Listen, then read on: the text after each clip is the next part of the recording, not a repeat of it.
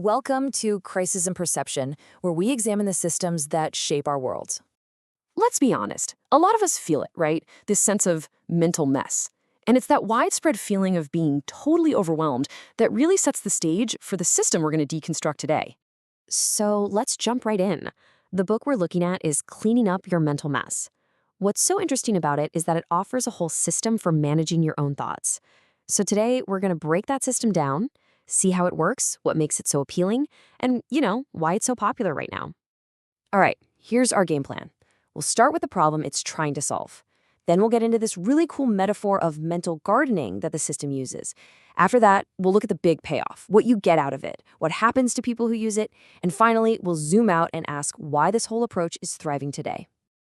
Okay, first up, the mental mess problem. And what's key here isn't just the stress itself, but the story we tell ourselves about it. The book really frames this as a big clash between two totally different ways of seeing the human mind. So you can see the two sides laid out here. On one hand, you've got this idea of neuroreductionism. Basically, my brain made me do it. It's the belief that our biology is pretty much fixed. But on the other hand, there's this concept of directed neuroplasticity. That's more mind over matter, the belief that our brain is actually soft-wired and that we have the power to change it. And this is the conflict the book system is designed to solve. So how do we tackle this conflict? Well, the book lays out a very specific system called the Neurocycle. And to really get our heads around it, we're going to use this great metaphor. I want you to think about it as a kind of mental gardening. So first step in our garden, your thoughts. Every single one of them, the good, the bad, the ugly, they're all like seeds you're planting in your mind. And what about the soil for these seeds? Well, that's your life. It's all the stress, the environment, the day-to-day stuff. The condition of that soil is what determines which of those seeds actually grow and which ones just don't. And this is where the system really clicks into place. The Neurocycle, that's the gardening itself. It's the hands-on method, the actual process you use to cultivate the kind of mental garden you really want to have. And it is a very structured process. It's these 5 steps.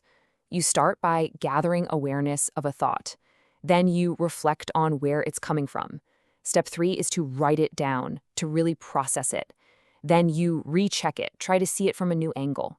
And finally, you do an active reach, which is just a small, concrete action to build that new, healthier way of thinking.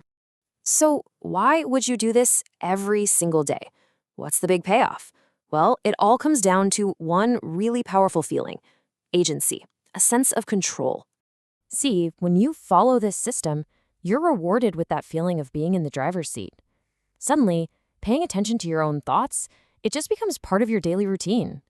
And maybe the biggest thing is that stress starts to feel less like this overwhelming tidal wave and more like a problem you actually have a process to solve. And this quote from the book really nails it, doesn't it? Empowerment is that missing link.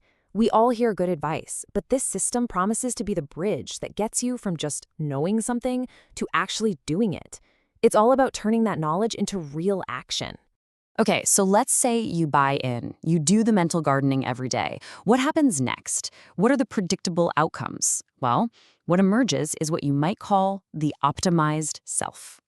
Well, for one, you'd probably get a lot better at self-regulation.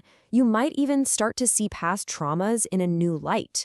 And you start to see this real shift where you connect your health directly to how you manage your mind, which, of course, just feeds right back into this ongoing project of optimizing yourself. And the book makes a pretty huge claim to back this up. Based on its clinical trial, it reports up to an 81% reduction in anxiety and depression for people who were using the Neurocycle. That is a massive number. And check this out. This graph from that same study is pretty telling. It's supposed to represent that feeling of empowerment we talked about. See that top line, the one trending up? That's the group using the Neurocycle. The idea here is that this feeling of agency isn't just a quick fix. It's a change that actually lasts and grows over time. All right, so let's pull back for a second. Why is a system like this so popular right now? What makes it stick? Well, it's not happening in a bubble. It's all tied into some much bigger forces in our culture. I mean, think about it. Anxiety levels are through the roof. We've got self-help apps and tools everywhere we look. And maybe most importantly, we live in a culture that is absolutely obsessed with productivity. So a system that promises you can manage, control, and optimize your own mind, it just fits in perfectly. It's like the perfect tool for the times. And this really brings us to the core idea. The crisis in perception emerges when we see mental distress in one of two ways. Either it's just our fixed biology and we can't do anything about it, or it's a purely individual failure and it's all our fault. What a system like this does is offer a very compelling third option, a manageable internal system you can control. But in doing so, it can also hide the other, bigger, structural reasons why we're all so stressed in the first place. Because this system doesn't exist on its own, right? It's plugged into this huge ecosystem. You've got the entire wellness industry, you've got the intense pressure at work to always be on, and you have this powerful cultural story that tells us we should always be improving, always optimizing ourselves. So, look, framing mental health as a system you can manage is, without a doubt, empowering. But it leaves us with a really important question to think about.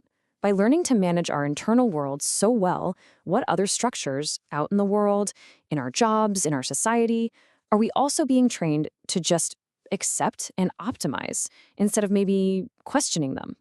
Crisis in Perception examines how systems shape belief and how better tools help us see clearly. This project is free and publicly accessible. If you'd like to support the time, tools, and research behind Crisis in Perception, you can become a supporter on Patreon. For a longer, audio-based analysis of this topic, see the deep dive linked in the description.